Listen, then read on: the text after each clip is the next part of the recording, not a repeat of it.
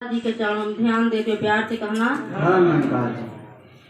हे जग के रखवाला, हे जग के रखवाला, दया कर लजिया बचाइला। हे जग के रखवाला, दया कर लजिया बचाइला।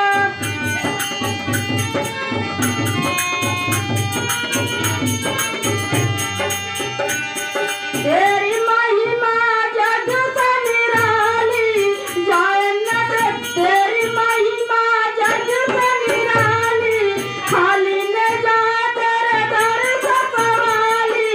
पाके झूमे मन मत वाला, पाके झूमे मन मत वाला, दया कर लजिया बचाइला। पाके झूमे मन मत वाला, दया कर लजिया बचाइला।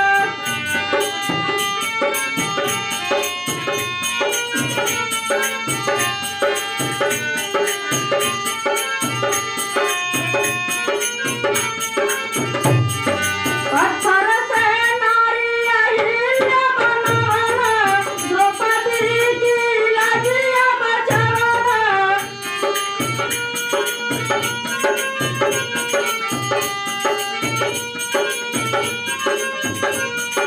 बन कर के रखवाला, बन कर के रखवाला, दया कर लजिया बचाइला।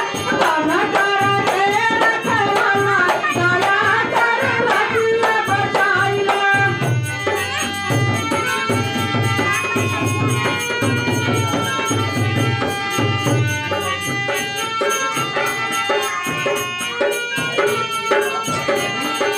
भक्तन कई दातार का तू है सहारा, तेरे सिवा न कोई दाता हमारा।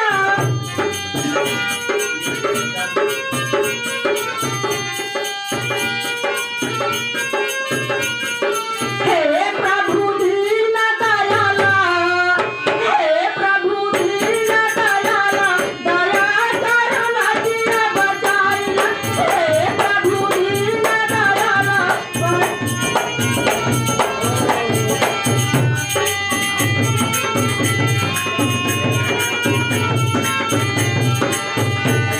तुम्हारे चरण के रहे सागर पुजारी, कर दो कृपा प्रभु हे मनवारी।